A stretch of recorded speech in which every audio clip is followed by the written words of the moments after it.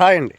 చాలామంది weight loss చేయాలనుకున్నప్పుడు first sir నాకు బాగా చీక్స్ పెరిగిపోయినాయి, చీక్స్ తగ్గాలి, డబల్ చిన్ పెరిగిపోయింది, డబల్ చిన్ తగ్గాలి, బెల్లీ పెరిగింది, అండర్ ఆర్మ్స్ పెరిగినాయి, గ్లూట్స్ పెరిగింది, తగ్గాలి అంటారు. ఓకే, వెయిట్ లాస్ మీరు టార్గెట్ అనుకున్నారు, మీరు వెయిట్ లాస్ చేయాలనుకున్నారు, అనుకోవడంలో తప్పేం లేదు.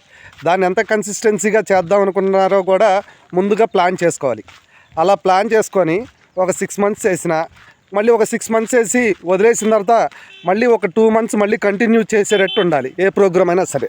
అలా ఎఫర్ట్ పెట్టి ఏ ప్రోగ్రామ్ అయినా చేసి కన్సిస్టెన్సీగా చేస్తే ఖచ్చితంగా మీరు అనేది వెయిట్ లాస్ ప్రోగ్రామ్కి అచీవ్ అవ్వగలరు. అలా అచీవ్ అయిన రోజు మిమ్మల్ని మీరు సస్టైన్ చేసుకోగలరు.